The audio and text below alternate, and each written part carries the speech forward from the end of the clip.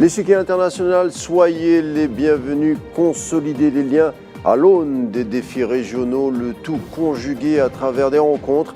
Plutôt un sommet, le président de la République, Kais Saied, le président algérien Abdelmadjid Tebboune et le président du Conseil présidentiel libyen, Mohamed Younes El-Menfi, tous réunis à Carthage aujourd'hui. Une volonté de mettre en place une rencontre qui répond naturellement aux tensions régionales, mais pas que. On va parler, il s'agit aussi de parler de sécurité, bien sûr, d'immigration, de développement régional et surtout la situation explosive qui traverse la Libye. Quelques minutes après l'atterrissage de son avion, le président Abdelmadjid Tebboune a été reçu naturellement par son homologue tunisien Kais Saied et a affirmé que l'Algérie se tiendrait aux côtés de la Tunisie, pays qui traverse des tensions notamment dans le domaine économique. On tentera d'en savoir un peu plus durant les prochaines minutes avec nos invités et c'est tout de suite après le jingle.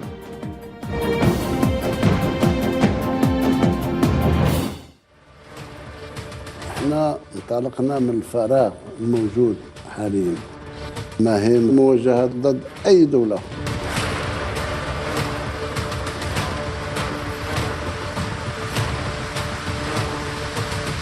إن شاء الله فيها بادرة خير إن شاء الله. Le président de la République, Abdelmadjid Tebboune, à Tunis pour prendre part à la première rencontre consultative, la première réunion consultative regroupant les dirigeants de l'Algérie, de la Tunisie, de la Libye. Très peu de choses ont filtré concernant le contenu de ces pourparlers, de ces rencontres, mais qu'on se le dise, les dossiers urgents ne manquent pas. Et pour en parler de ce mini-sommet qui ne dit pas son nom, rien de mieux que de le faire avec des connaisseurs et des spécialistes. Tout d'abord, j'accueille Abdelkader Soufi, analyste politique et analyste aussi des questions internationales. Abdelkader Soufi, bonsoir, merci d'être des nôtres. Bonsoir, merci de me recevoir donc sur les ondes de la chaîne Al24 et j'en profite donc de dire aussi bonjour à tous nos amis qui nous suivent à travers cette chaîne. Voilà, les salutations sont diffusées, reçues de la part d'Abdelkader Soufi. Abdelkader Soufi qui sera en face, du moins virtuellement, avec Tarek Mami, directeur de Radio France Maghreb, qu'on tente de rejoindre pour l'instant. On va y arriver dans quelques minutes. Alors, on va commencer avec Abdelkader Soufi. Première question, Abdelkader Soufi. On se le disait, hein, cette rencontre arrive à ce moment clé. On sait que la Tunisie traverse des tensions économiques, la Libye n'est pas en reste. Mais selon vous, pourquoi est-ce qu'il fallait organiser cette rencontre maintenant, à ce moment précis ?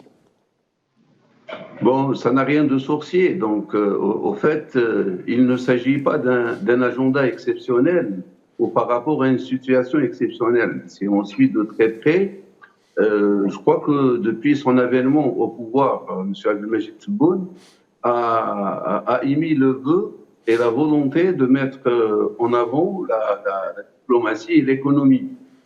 Et pour ce faire, je crois que la politique algérienne extérieure a muté, a trouvé de nouveaux jalons et a lancé des pierres angulaires bien avant. Donc, en composant avec les républiques voisines, à savoir la Mauritanie, le Mali, le Niger, la Tunisie, a créé des accords stratégiques avec ces pays et aussi trouver de meilleurs supports juridiques pour qu'il y ait ces réformes de relations bilatérales. La deuxième phase a été de créer les zones de libre-échange. Et ça, c'est une troisième phase qui va dans le sens à regrouper les pays d'abord du terrain les plus proches et les plus propices, à savoir la Tunisie et la Libye, à plus d'un titre, parce que nous savons tous que sur le plan de défis et de problèmes sécuritaires, la Libye est confrontée à cette guerre fratricide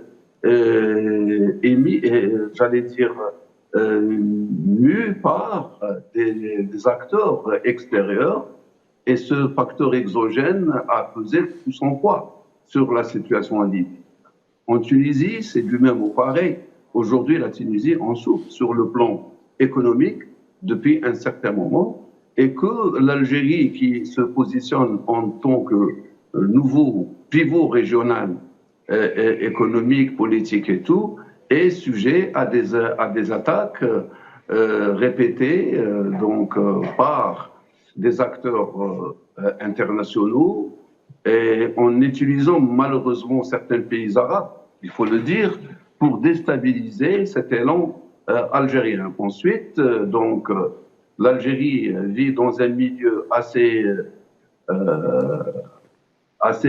avec beaucoup de tensions, donc assez instable. Et là, je crois que depuis un certain moment, une vingtaine d'années, Tunisiens, Libyens et Algériens, je parle des populations et des opérateurs économiques, ont pu quand même établir une certaine connexion économique, commerciale entre les autres. Et là, il est temps de trouver une alternative entre les trois pays, donc à savoir un terrain juridique et qui prend en considération la donne sécuritaire. Et quand je dis la donne sécuritaire, je ne le redis jamais assez, que cette donne sécuritaire est un atout pour tous les pays, donc les trois pays, mais surtout est une denrée rare, indivisible et qui se mesure par son côté social, son côté économique, son côté politique aussi, et son côté commercial, sanitaire et environnemental. Oui. Alors, oui. On va en parler, Abdelkader Soufi. Merci d'avoir énuméré peut-être les problématiques qui se posent dans l'équation, dans cette tripartite que les trois chefs d'État vont bien entendu tenter de solutionner. Mais justement, j'accueille Tarek Mami qui nous rejoint de Paris. On a réussi à enfin le rejoindre. Tarek Mami, bonsoir. Merci d'être des nôtres. Bonsoir. Merci pour cette invitation. Alors, même question que je posais à Abdelkader Soufi. Pourquoi, selon vous, il fallait organiser ce type de réunion maintenant, à ce moment précis? La réponse est simple. La politique, c'est l'art du moment. Donc, soit les 5 pays du Maghreb doivent continuer à attendre que l'IMA, constituée donc en 1994, puisse se retrouver pour un nouvel élan, soit, comme pour l'Union européenne qui aujourd'hui compte 27 personnes, on commence par ce qu'on peut appeler un noyau. Et donc aujourd'hui, le noyau peut être constitué par ces 3 pays, Algérie, Tunisie, Libye, Libye, Tunisie, Algérie, Tunisie, Libye, Algérie. Il faut bien commencer par quelque chose. Les Italiens disent pour aller loin, il faut commencer par le premier pas. Et ce qui se passe aujourd'hui en Tunisie peut être considéré par ceux qui font de la politique de bonne comme un premier pas. D'ailleurs, largement dans la conférence de presse avec la presse locale algérienne, le président Tebboune, vendredi ou samedi dernier, a expliqué une c'est que cette réunion, cette nouvelle union, je mets union entre guillemets, n'est pas faite contre d'autres pays, mais pour. Et en politique, quand on essaie de faire du pour, ça peut répondre aux préoccupations. Aujourd'hui, les préoccupations de la Tunisie et du Maroc, qui sont en réalité les mêmes préoccupations que la montagne.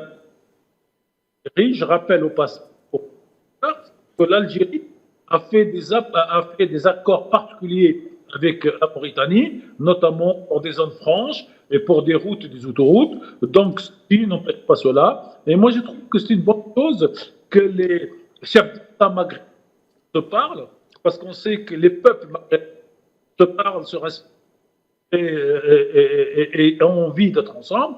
Alors, il est pas trop temps que les chefs d'État du Maghreb se réunissent, parlent, quel que soit le nombre. On n'avait que 2. La Tunisie, non, j'aurais trouvé ça formidable. S'il y a peu d'Algérie, là, donc, 3, même 5, donc c'est une bonne. Juste espérant que le vrai sujet de la sécurité, de l'économie et des rapports avec les autres, puisque la Tunisie aujourd'hui est confrontée notamment à la question de l'immigration, que l'Italie souhaite régler le problème de l'immigration africaine en Tunisie, en Libye, avec ces deux pays. Si c'était trois pays, Algérie, Maroc, Tunisie, ils seraient quand même en position de force, en tout cas meilleure position, face à l'Italie et face à son initiative. Alors, on le disait, messieurs, une rencontre au sommet. Les sujets qui lient les trois pays du Maghreb ne manquent pas. On en a eu un petit exemple à travers vos deux interventions. Alors, justement, face à ces défis urgents, pour y faire face, on parle d'une nouvelle organisation de coopération, une sorte de nouvelle mouture. Je vous propose donc, à ce sujet, pour entrer dans la thématique, justement, de voir à quoi ressemblerait cette nouvelle mouture. On revient juste après. C'est un sujet signé Sofiane Baroudi. Dans la perspective d'approfondir la coordination et d'intensifier le dialogue et l'action commune, l'Algérie, la Tunisie et la Libye ont initié une nouvelle ère dans la coopération à travers la dynamisation de l'action maghrébine conjointe, dans un esprit inclusif et dans l'objectif principal d'initier le renforcement d'un bloc régional fort permettant de relever les défis posés par une conjoncture internationale marquée par des bouleversements profonds. L'initiative régionale se veut aussi une addition qualitative à la construction africaine visant au développement du continent sur de multiples dimensions. في اتفاق على أساس نخلق كيان مش ضد دولة من الدول تاع المغرب العربي، ولكن تكون كيفية نتاع تنسيق عمل، تشاور وتنسيق عمل. احنا مع تونس ننسق ومع ليبيا ننسق، ماذا بينا ننسقوا مع بعض أحسن ما ننسقوا. العمل الثنائي مليح، العمل الثنائي نتاعنا جيد، لا مع الأشقاء الليبيين ولا مع الأشقاء التوانسة ولا الأشقاء الموريتانيين، ولكن ماذا بينا نجمع كلمتنا ولو مرة في كل 3 شهور ولا 4 شهور تشوفون. L'un des principaux objectifs du sommet tripartite de Tunis sera l'optimisation de la coordination stratégique et l'unification des visions et des positions concernant différents dossiers d'intérêt commun. L'adoption d'une vision prospective répondant aux problématiques politiques et sécuritaires posées à la région et la prise en considération du développement conçu comme matrice du décollage économique nécessaire au bien-être des peuples de la région et comme corollaire de la stabilité. À ce propos et selon plusieurs observateurs, la situation régionale instable, particulièrement dans la zone sahélo-saharienne, soumise à la conjonction de l'insécurité et du sous-développement, est l'une des principales motivations inspirant la construction d'un bloc régional fort. Un autre objectif névralgique est sans doute celui de permettre l'édification d'un cadre d'immunité régionale afin d'augmenter la résilience face aux tensions en constante intensification sur un échiquier international traversé par des complications géopolitiques mettant en péril les équilibres globaux. Alors, Tarek Mami, un des sujets phares, c'est, on doit le dire, la situation tunisienne, notamment dans le domaine économique. D'ailleurs, à la descente de l'avion, le président de la République, Abdelmadjid Tebboune, a affirmé que l'Algérie se tiendrait aux côtés de la Tunisie, et ce, quelles que soient les menaces. Aidez-nous à décortiquer ce message, Tarek Mami. Alors, en fait, la Tunisie, depuis ce qu'on appelle la révolution de 2011, est passée par beaucoup d'étapes et il y a eu des tentatives, j'allais dire, de mise sous contrôle de la Tunisie par le FMI, ce que le président actuel Kais Saied refuse. En 2011, après la fameuse révolution tunisienne, le FMI et les pays européens ont injecté beaucoup d'argent en Tunisie, sauf que ces pays n'ont jamais contrôlé la destination de cette. Et puis tout d'un coup, depuis 2019, le FMI veut bien donc aider la Tunisie, mais là, il veut la passer par des conditions inacceptables pour le président tunisien, notamment la vente des biens publics comme les banques. Et cette situation a fait que la Tunisie dérape économiquement depuis en gros 2012, puisque vous avez une économie informelle de l'ordre de plus de 50%. Donc une économie et beaucoup d'argent qui ne passe pas par les banques de Tunisie.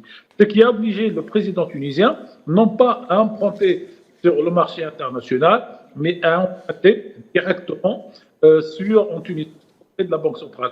Vous pouvez ajouter un élément, c'est qu'aujourd'hui, vous allez trouver beaucoup plus de produits turcs en Tunisie en Algérie et en Libye que de produits tunisiens, algériens ou libyens. Donc, il n'y a pas beaucoup de commerce en réalité entre les trois pays, à peine 3%, et vous ne pouvez pas, dans cette situation, construire ensemble ou une souveraineté économique de ces trois pays. Et demain, d'où peut-être la réunion d'aujourd'hui pour essayer de colmater cette brèche.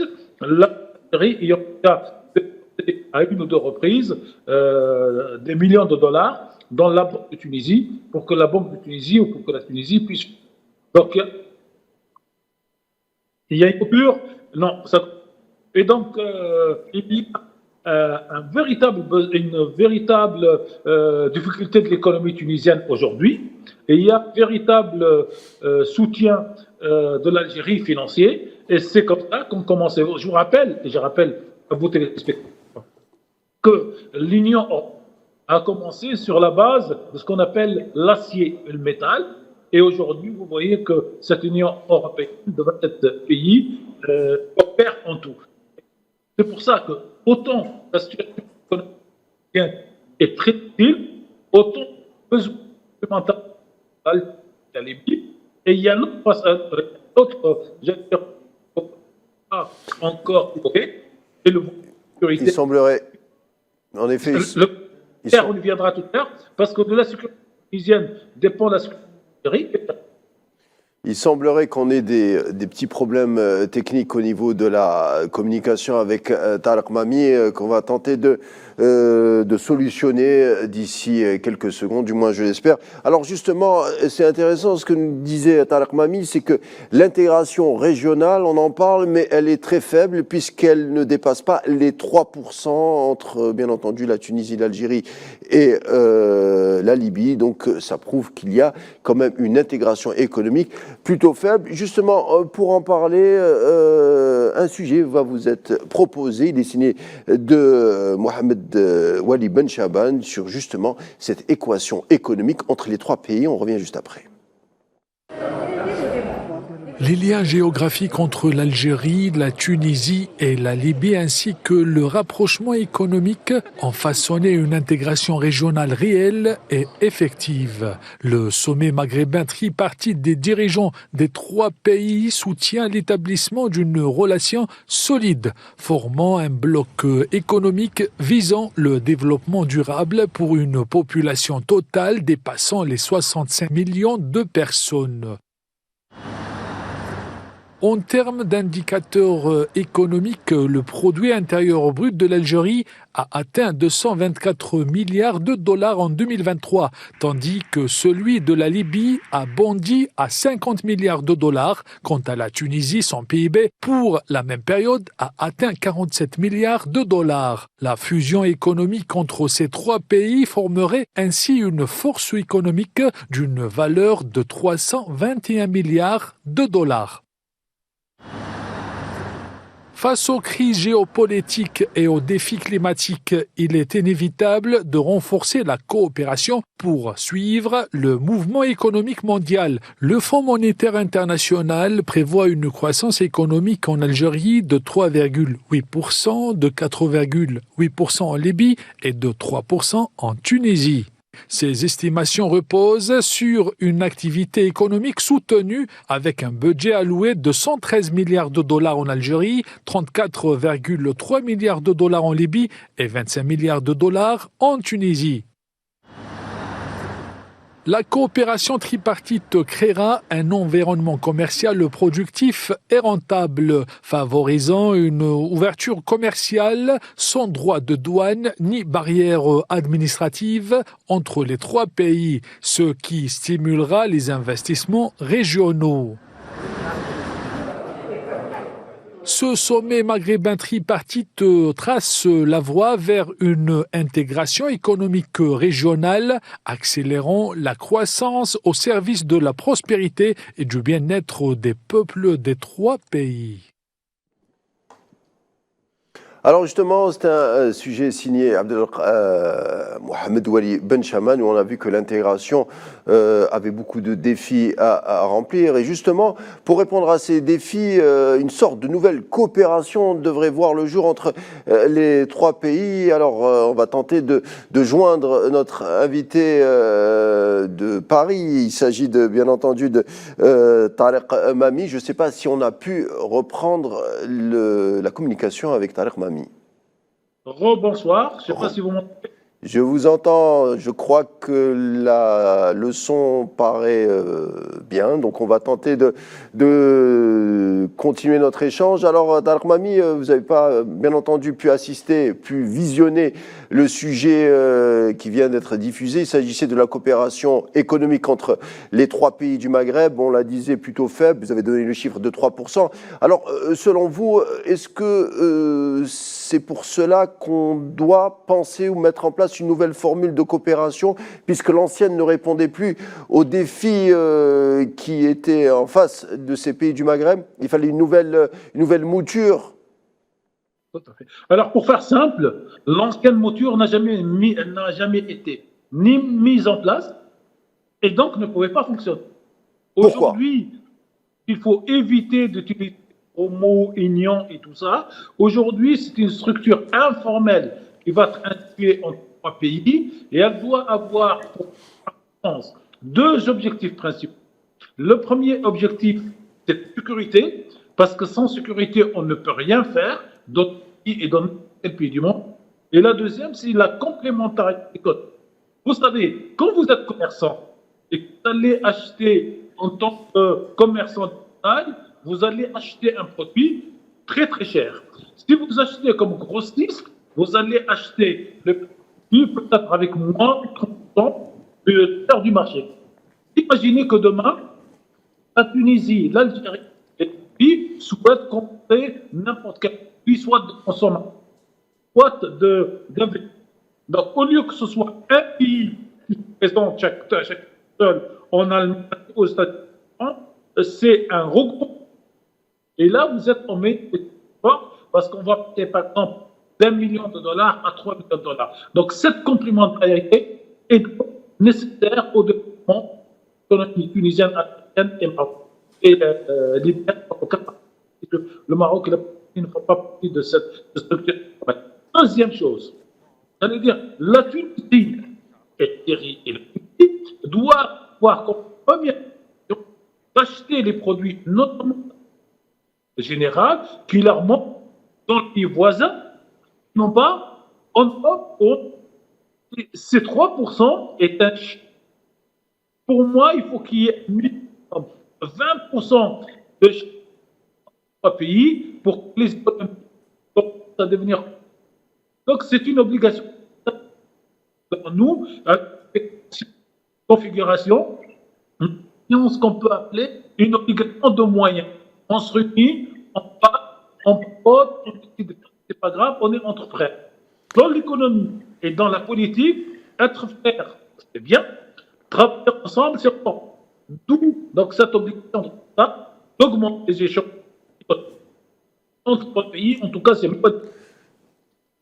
Il semble qu'on ait toujours des problèmes techniques avec Tariq Mami et on va tenter bien entendu de les régler dans quelques minutes. Je me tourne vers vous, Abdelkader Soufi. Donc, Abdelmajid Tebboune, Kais Saïd et Mohamed Younes El Menfi ont décidé de ce rendez-vous lors du 7e sommet des chefs d'État et de gouvernement du Forum des pays exportateurs de gaz qui s'est tenu à Alger, c'était en mars dernier. Et une des principales raisons est de coordonner donc les positions des uns et des autres concernant des questions d'ordre régional. Vous l'avez expliqué en tout début d'émission.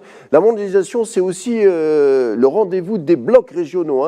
Nous sommes en 2024 et on remarque tout de même l'absence du bloc au sein du Maghreb qui pourrait ou qui aurait pour mission de défendre les intérêts face à l'Union européenne, face à la CEDEAO et bien d'autres organisations transnationales. Est-ce que le rendez-vous de Tunis serait, selon vous, une première étape pour constituer un tel bloc? Donc, je disais tout à l'heure que dans une stratégie mûrement réfléchie et bien pensée et mise en exergue, la façade maritime sud a le droit et l'obligation de bouger. Et pour bouger, donc, si votre côté ouest vous fait mal, vous le coupez. Tout simplement, l'humain n'a pas pu avoir lieu et ne peut pas exister dans les conditions dans lesquelles elle a été créée, parce que tout simplement, il y a manipulation à travers l'humain pour des intérêts restreints qui ont été tout le temps mis en avance par le Maroc, à savoir bloquer la concrétisation de l'humain par rapport à la question du Sahara occidental. Et aujourd'hui, donc la possibilité de créer, ce n'est pas une alternative, mais c'est un nouveau bloc qui naît. Le monde est changeant, il ne croit qu'en la puissance des blocs. Là, il y a un bloc qui se concrétise, tel que ça a été l'Union européenne. Elle a commencé par le Benelux. Aujourd'hui, donc l'Algérie, la Tunisie et la Libye, ils n'ont pas de divergence, ils n'ont que des convergences.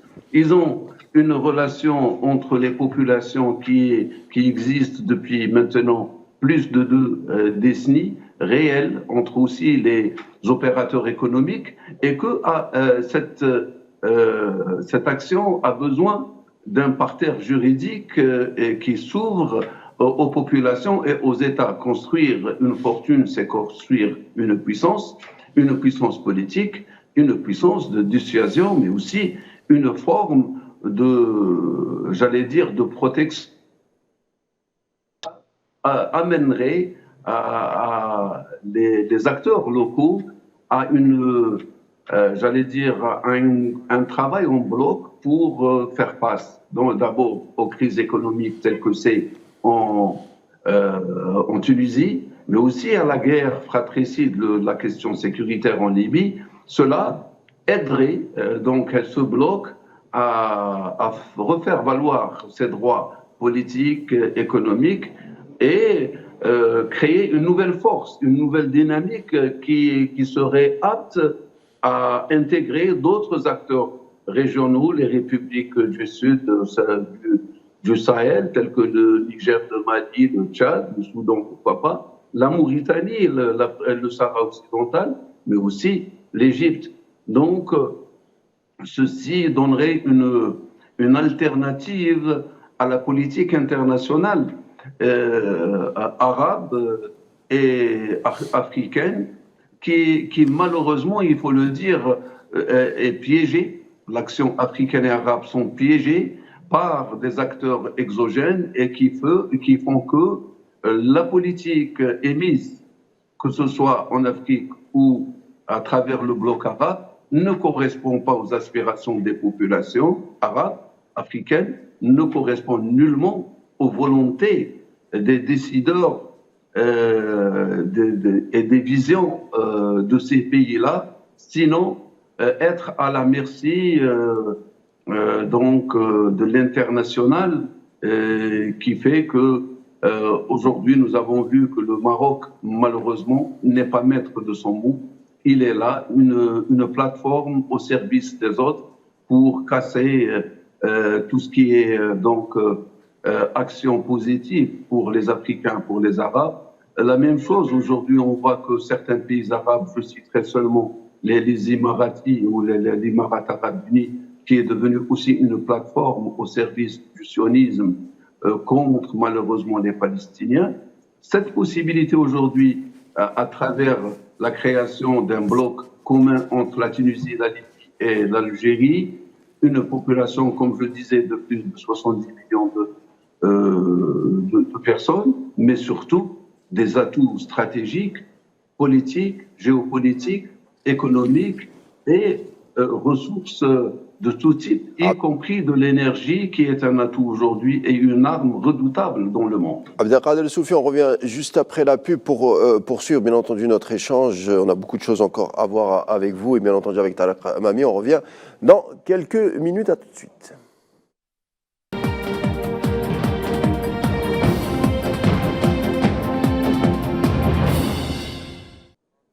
Bienvenue à l'échiquier international du jour, émission spéciale consacrée à la tripartite entre l'Algérie, la Tunisie et la Libye.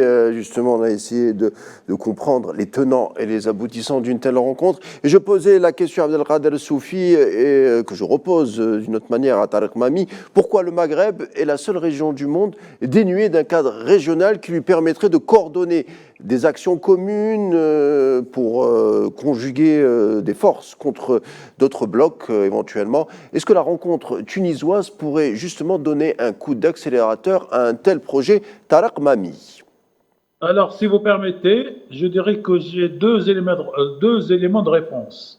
Le premier élément de réponse, ce sont les Anglais qui ont créé à la fin du 19e siècle et surtout au début du 20e, cette notion qui en français dit « diviser pour mieux régner ». Et donc l'Occident, Europe et États-Unis ont emprunté cette ligne et ils font tout pour diviser les autres pays, donc comme le Maghreb ou le Moyen-Orient, on va y venir, alors qu'eux, ils créent des regroupements pour se rencontrer. Vous savez que, par exemple, le projet du nouveau Moyen-Orient, présenté par les Américains et Mme Condoleezza Rice, consistait à découper, en gros, l'Arabie Saoudite en 4 pays, l'Irak en 4 pays et la Syrie en 4 pays, sur des bases confessionnelles. En fait, faire des petits États à la taille des Émirats, à la taille du Qatar, et pour permettre à Israël, Moyen-Orient, d'être, si vous voulez, superpuissante avec des pays qui ont tous à peu près la même que la Palestine occupée. Et j'ai pour habitude de dire, vous voulez, pour pouvoir regarder vers demain, il faut partir d'aujourd'hui, et pour pouvoir bien voir la situation aujourd'hui, on regarde notre passé. Et j'invite vos auditeurs, une fois l'émission terminée, d'aller taper sur Google ou sur d'autres moteurs de recherche le mot hymne national marine américaine. Hymne national marine américaine. Il y a les 2 minutes de cet hymne, vous allez entendre le mot Tripoli. Tripoli, c'est Tripoli de Libye. Et en fait, ça va vous renvoyer à l'époque d'une première union dans les ne parlent pas du tout ou ne la connaissent pas. C'est une union militaire qui a réuni juste après l'indépendance de la Libye d'aujourd'hui, la Tunisie d'aujourd'hui, Maroc d'aujourd'hui, parce qu'à l'époque, il y avait 3 pays, et ces 3 pays ont fait une réunion militaire imposée aux États-Unis de paix contre la marine américaine sur les frontières de l'Algérie et de la Tunisie. Et c'est pour ça que dans cette note nationale de la marine américaine, le mot Tripoli, que vous comprenez et que vous traduisez, et que cette a eu une union. On a toujours les mêmes soucis techniques, semble-t-il, avec Tarek Mami. On a du mal à l'entendre. On tentera bien entendu de solutionner. Je me tourne vers vous, Abdelkader Soufi. Et donc, restons sur cette perspective du bloc régional qui rencontre de nombreux obstacles qui entravent ou qui ont entravé sa réalisation par le passé. Des obstacles pourtant qu'on arrive... qu'on a eu du mal à dépasser jusque-là. Est-ce que selon vous, on a de nouveaux outils pour dépasser des dangers ou des obstacles? Vous en avez énuméré quelques-uns. Vous avez dit que, je résume, que certains pays par le passé certains pays du Maghreb n'étaient pas maîtres de leur destin. Est-ce que ces pays est-ce que l'Algérie pourra dépasser ce type d'intrusion étrangère à travers certains pays voisins? Vous avez parlé du Maroc, mais vous avez parlé aussi de pays du Moyen-Orient qui tentent malheureusement de peser sur le devenir de cette région. Vous savez, pourquoi justement la région nord-africaine notamment est la seule à ne pas avoir un regroupement d'acteurs étatiques réel. Parce qu'il faut revoir l'action de la cellule France-Afrique en Afrique, qui a divisé l'Afrique en plusieurs régions, mais qui reste sous domination économique française, sous la coupe du franc CFA. et que le franc CFA, donc, il englobe la région de la CEDEAO, la région centrafricaine et la région est-africaine. Et chaque région est indépendante de l'autre, mais dépendante de la Banque centrale française, qui dicte ce qu'il faut faire. Sauf que dans l'objectif de la création de l'UMA n'était pas sous la coupe française. Et c'est pourquoi le Maroc a servi d'outil de manipulation pour empêcher toute action dans ce sens-là. Aujourd'hui, je crois que tout le monde prend conscience. Heureusement, l'Algérie, elle est ressortie, grandie de ses peines, notamment la décennie noire et donc tout ce qui a suivi. Aujourd'hui, il y a une nouvelle vision, une nouvelle approche. La population y adhère, les partenaires économiques aussi, mieux vaut tard que jamais. Aujourd'hui, le monde connaît une transition, donc nous vivons une période de transition où on ne reconnaît que la puissance et que l'Algérie a toujours opté pour une action collégiale, donc une multipartite dans l'action, c'est tant mieux. Elle peut commencer par un rassemblement entre ces trois pays qui peuvent donc lancer les jalons d'une région économique, politique intégrée et qui s'ouvre progressivement aux autres États, aux autres républiques, mais cela permet de ramener un atout et non pas un inconvénient. Comme ça, personne ne viendrait faire du chantage ou dire quoi que ce soit. On adhère à l'action commune et c'est comme ça que ça se passe. Je crois que cette action, elle est très intelligente. C'est une forme de manipulation du futur pour un futur souhaité. Je crois que votre invité en a parlé, mon collègue, qui est de l'autre côté de la mer. Mais aujourd'hui, il faut voir les choses différemment. Et c'est ce que fait l'Algérie, c'est ce qu'est en train de faire la Tunisie, mais aussi la Libye. On ne peut être fort et puissant qu'en étant ensemble. Ensemble, on peut aller très loin. Et seul, on peut aller vite. Ensemble, on peut aller très loin. Et aller très loin veut dire que, outrepasser tous les problèmes qui sont là. Aujourd'hui, je crois que si les Libyens arrivent à trouver un meilleur support économique et de vie commune, ils pourront trouver l'alternative et dépasser l'ego de l'Est ou de l'Ouest pour pouvoir penser national, penser beaucoup plus large. Les Tunisiens aussi, ils ont compris, ils sont en train de le faire. L'Algérie l'a compris depuis très longtemps et s'est reconstruite, est en train de se refaire. Donc, en étant une puissance régionale, elle a cet atout au moins de protéger ce nouveau-né qui est une tripartite.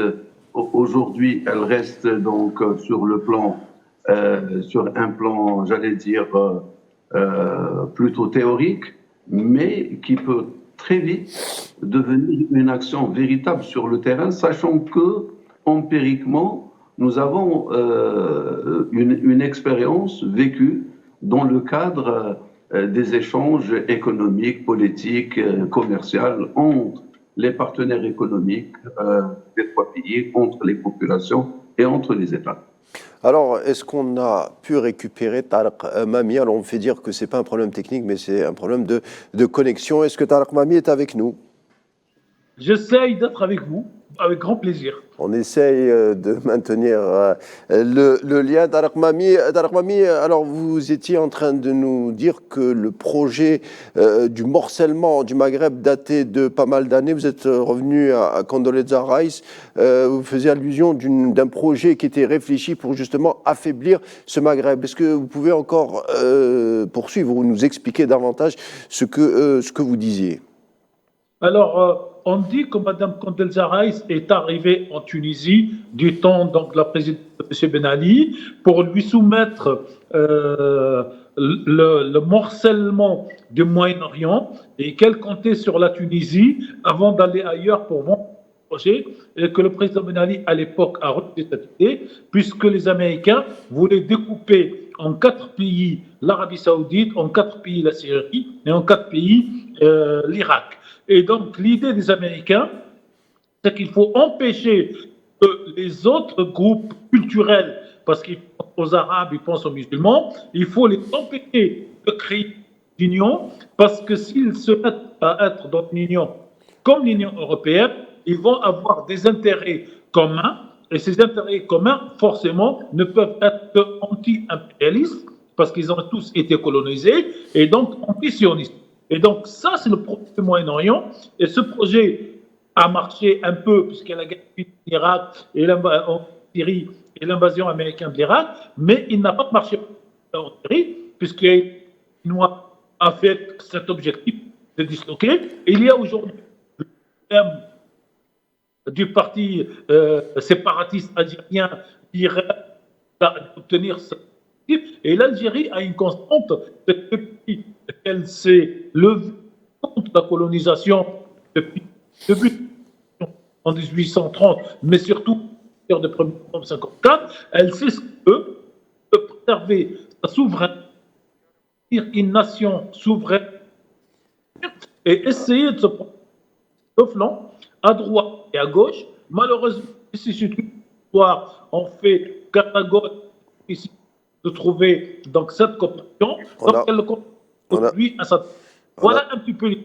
C'est comment éviter de morceler et faire comme tous les autres ensemble, avoir une base d'union d'au moins 3 millions d'Arabes qui pourront aller européenne. On a compris le propos, hein, malgré les difficultés de connexion qui sont encore là. Abdelkader Soufi, on a entendu globalement le propos de Tarek Mami, hein, qui parle de projets de morcellement du Maghreb. On sait que de tels projets existaient, comme la carte de Ralph Peters, hein, qui tentait de balkaniser le Moyen-Orient. Est-ce qu'aujourd'hui, on est au fait de ce type de projet? Est-ce que le Maghreb est plus ou moins protégé contre ce type de menées? On voit la Libye qui est complètement morcelée, le Soudan, d'autres pays, le Mali qui n'est pas loin. Est-ce que, selon vous, les responsables algériens sont au fait de ce type de projet? Est-ce qu'on peut s'en protéger? Vous savez, Brzezinski disait pour son hégémonie, les États-Unis d'Amérique devraient créer une zone de perturbance et empêcher toute puissance régionale qui puisse menacer les intérêts américains à travers le monde d'un côté, mais aussi créer des zones de conflictualité de telle sorte que les Américains soient juges et référents. Mais il n'y a pas que cela. Aujourd'hui, la région du Maghreb, l'Afrique en général et celle de l'Afrique du Nord en particulier, est sujette à des attaques diverses, celles de l'Europe, mais aussi celles des États-Unis d'Amérique. Donc il y a une guerre des puissances internationales sur donc, cette région-là. Mais en contrepartie, il se trouve qu'il y a une émergence.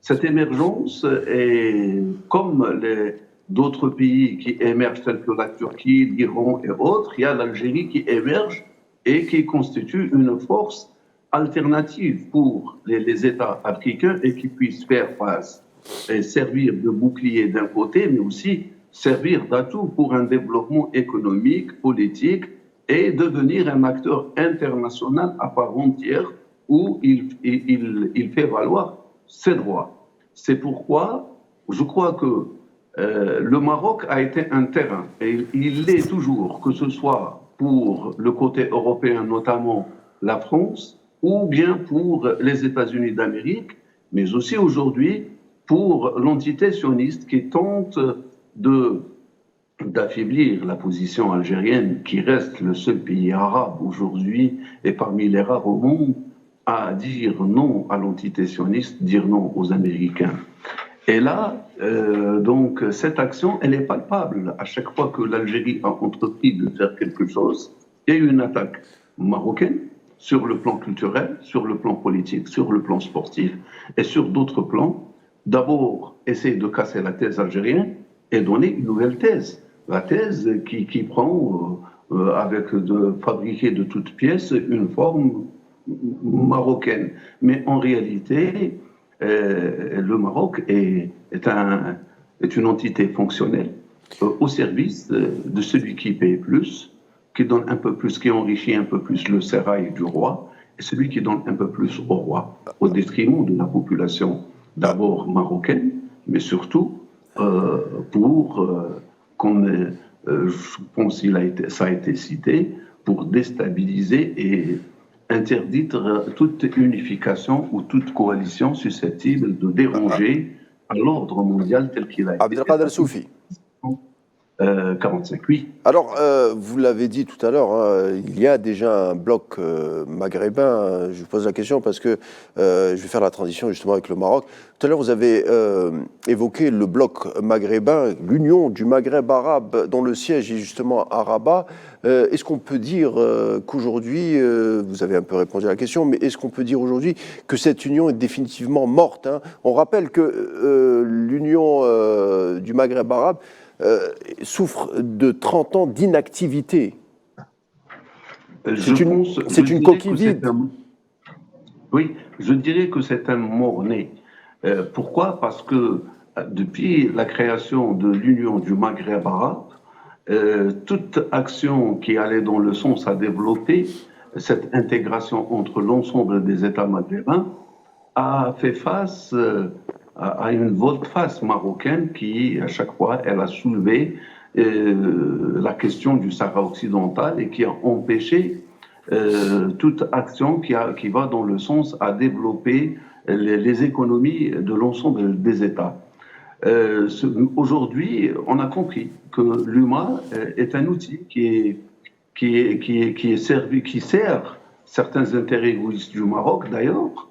Le Maroc a placé un représentant de l'UMA, une femme, alors que l'UMA n'existe plus depuis un moment. Les mandats n'ont pas été renouvelés. Par conséquent, aujourd'hui, la nature a horreur du vide.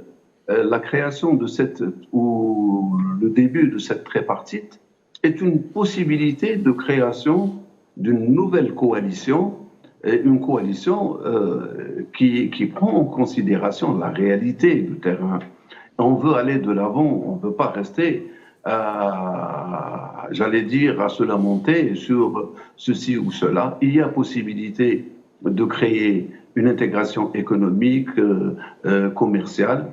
Elle est visible, elle est palpable, elle existe depuis un moment. Aujourd'hui, les échanges, elles sont assez considérables entre ces trois pays. Ils le sont aussi davantage avec la Mauritanie, avec le Mali, avec l'Égypte aussi, et que donc on peut dire que ça peut commencer avec ces trois pays. Nous avons dit que dès le départ, l'Algérie a entrepris une série d'actions. Je pense que ça a été par étapes, step by step, pour arriver à un objectif global, lointain, mais je dirais plutôt faisable.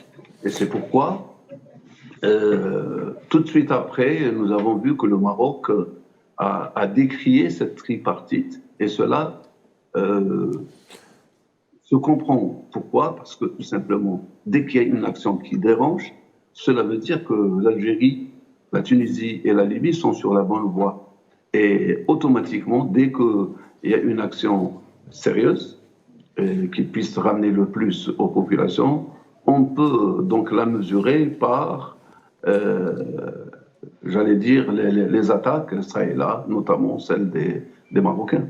Merci beaucoup Abdelkader Soufi, ça sera notre conclusion du jour. Merci d'avoir été avec nous et merci pour vos éclaircissements. Je tiens également à remercier Tarek Mami avec qui on a eu quelques problèmes de connexion. On espère que ça sera réglé pour nos futurs rendez-vous avec lui. L'échiquier international arrive à sa fin. Merci d'avoir suivi tout de suite le reste de l'actualité sur Al24 News en vous souhaitant une agréable soirée et je vous dis à samedi.